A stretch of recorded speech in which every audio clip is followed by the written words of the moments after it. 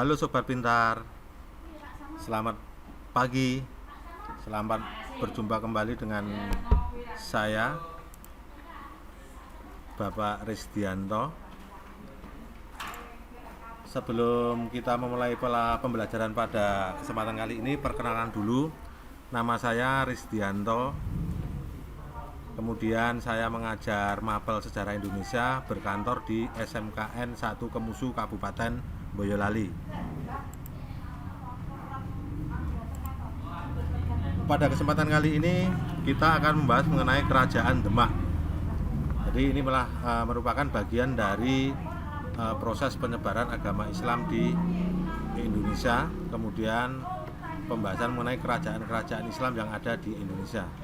Salah satunya yang akan kita pelajari pada kesempatan kali ini adalah Kerajaan Demak.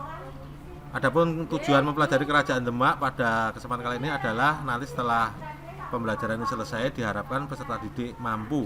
Yang pertama adalah memahami latar belakang berdirinya Kerajaan Demak. Yang kedua, menjelaskan letak Kerajaan Demak. Yang ketiga, mengetahui silsilah raja-raja Kerajaan Demak. Keempat, menjelaskan masa kejayaan Kerajaan Demak. Yang kelima, menjelaskan masa keruntuhan Kerajaan Demak. Dan yang keenam adalah menguraikan peninggalan-peninggalan Kerajaan Demak. Langsung saja kita untuk yang pertama, yaitu sejarah Kerajaan Demak. Kerajaan Islam pertama di Jawa adalah Demak. Dalam sejarah kita ketahui bahwasanya pendirinya adalah Raden Patah. Kemudian Raden Patah ini memang masih ada hubungan darah dengan Kerajaan Majapahit. Karena pada waktu itu keruntuhan Majapahit sekitar tahun 1478, raja terakhir dari Kerajaan Majapahit yaitu Prabu Brawijaya. Nah, ketika Kerajaan Majapahit ini mau runtuh, itu di Demak sudah menjadi sebuah kadipaten yang merupakan daerah kekuasaan Majapahit.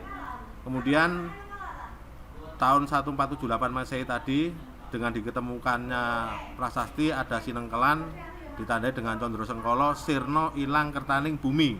Jadi itu adalah akhir dari masa Kerajaan Majapahit. Kemudian berdiri Kerajaan Demak dengan Sinengkelan Geni Mati Siniram Janmi, yang artinya tahun Saka 1403 atau sama dengan tahun 1481 Masehi.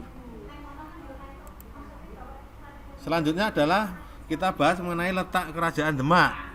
Untuk letak Kerajaan Demak ini memang baru-baru ini ada studi yang dilakukan oleh IAIN Wali Songo pada tahun 1974. Ini diyakini ada 3 persepsi untuk letak Kerajaan Demak. Yang pertama mengatakan bahwa Kerajaan Demak itu sampai sekarang tidak diketahui, tidak ada lokasinya.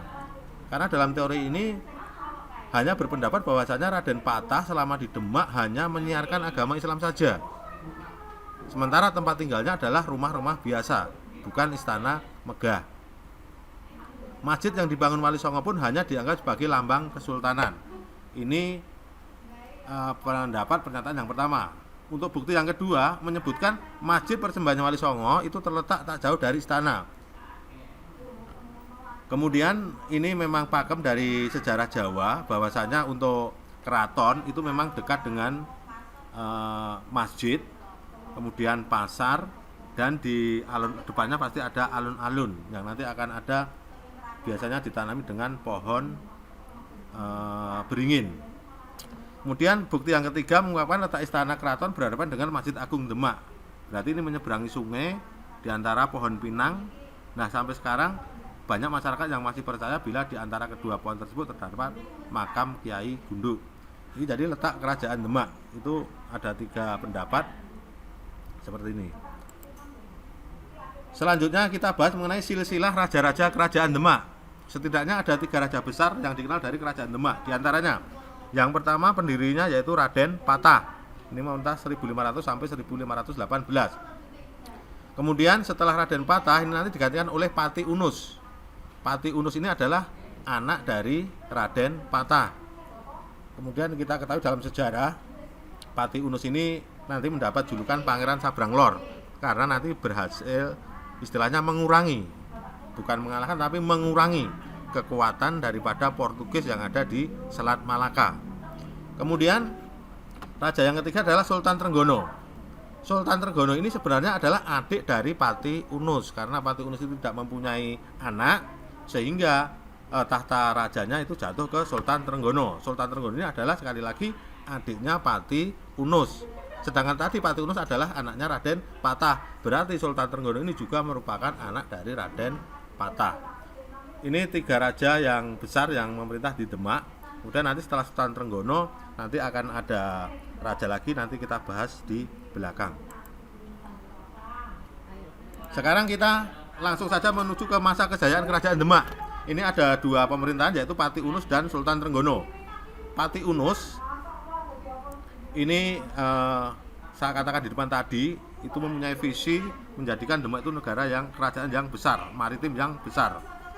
Ini dibuktikan dengan adanya ancaman dari Portugis, maka Pati Unus langsung menyerang Portugis yang ada di Selat Malaka. Walaupun kalah persenjataan, tidak bisa menang, tetapi Pati Unus yang menyerang Portugis di Selat Malaka ini berhasil mengurangi kekuatan dari Portugis, sehingga Portugis geraknya tidak leluasa. Kemudian yang kedua adalah pada masa pemerintahan Sultan Trenggono. Ini Demak benar-benar mencapai masa kejayaan karena wilayahnya itu tidak terbendung lagi. Jawa Barat, Jawa Tengah, Jawa Timur ini dikuasai oleh Demak. Karena Sultan Trenggono ini berhasil merebut Sunda Kelapa dari Pajajaran maupun dari Portugis. Kemudian berhasil merebut Tuban, Madiun, Surabaya, Pasuruan, Malang, dan Blambangan. Kemudian terakhir adalah di Pasuruan. Nah, ketika mengadakan penyerangan di Pasuruan ini, Sultan Trenggono wafat. Nah, setelah Sultan Trenggono ini wafat, maka sedikit demi sedikit nanti akan pudam kerajaan Demak. Lah, sebabnya apa? Mari kita lihat. Nah, masa keruntuhan kerajaan Demak. Wafatnya Sultan Trenggono tadi menyebabkan kemunduran kerajaan Demak. Kemudian terjadi perebutan kekuasaan di antara pangeran-pangeran yang ada di kerajaan Demak, yaitu yang pertama Pangeran Prawoto, ini adalah anaknya Sultan Trenggono, putranya Sultan Trenggono, dan Aryo Penangsang. Aryo Penangsang ini adalah anak dari Sekar Sedo Lepen. Sedangkan Sekar Sedo Lepen ini merupakan adik Sultan Trenggono. Jadi istilahnya masih sepupu, kalau saat ini kita bisa mengatakan seperti itu. Dalam perebutan ini, Pangeran Prawoto dan putranya ini berhasil dibunuh oleh Aryo Penangsang. Bahkan Ratu Kalinyamat pun, istri dari Sunan Prawoto ini, kemudian mengungsi. Dia bertapa di Bukit Kalinyamat, ya. Kemudian Ratu Kalinyamat ini meminta bantuan kepada Sultan Adi Wijoyo atau Joko Tingkir. Nah, kemudian terjadi pertempuran antara Adi Wijoyo dan dengan Aryo Penangsang. Dalam pertempuran ini Aryo Penangsang berhasil dikalahkan oleh Sultan Adi Wijoyo. Kemudian secara otomatis harusnya Ratu Kalinyamat yang memerintah Demak. Tetapi Ratu Kalinyamat tidak bersedia, karena Ratu Kalinyamat ini ingin hanya memikirkan masalah hubungan dengan di atas, yaitu dengan Allah. Makanya dia tidak memikirkan duniawi. Sehingga oleh Ratu Kalinyamat, kerajaan Demak ini diserahkan kepada Sultan Hadiwijoyo. Akan tetapi Sultan Hadiwijoyo tidak mau menjadi raja di Demak. Kenapa? Karena Sultan Hadiwijoyo kemudian memindahkan ibu kota kerajaan Demak ini ke daerah Pajang, sehingga muncullah kerajaan Pajang nantinya. Kemudian yang terakhir kita bahas mengenai peninggalan kerajaan Demak. Yang pertama adalah Masjid Agung. Masjid Agung ini peninggalan yang sangat ikonik, sampai sekarang masih kita lihat. Kemudian selanjutnya adalah pintu bledek atau petir. Ini dalam bahasa Indonesia bledek itu berarti petir, ya. Ini diyakini sebagai buatan dari Ki Ageng Selo, ya. Kemudian pintu ini pernah dijadikan sebagai pintu Masjid Agung Demak, tapi sekarang tidak ada. Ini sekarang disimpan di museum. Selanjutnya Soko Tatal atau Soko Guru, ini adalah sebuah tiang penyangga berdiameter ini mencapai 1 meter, ya.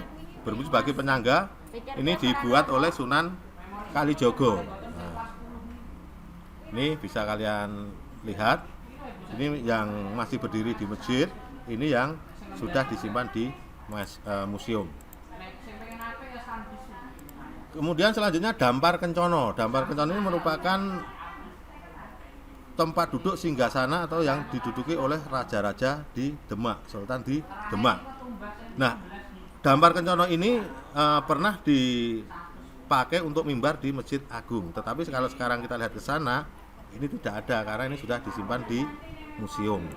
Kemudian yang terakhir peninggalannya adalah beduk dan kentongan. Nah, ini untuk memanggil istilahnya panggilan jamaah untuk sholat di masjid. Sekian, terima kasih ya, semoga bermanfaat dan selamat belajar.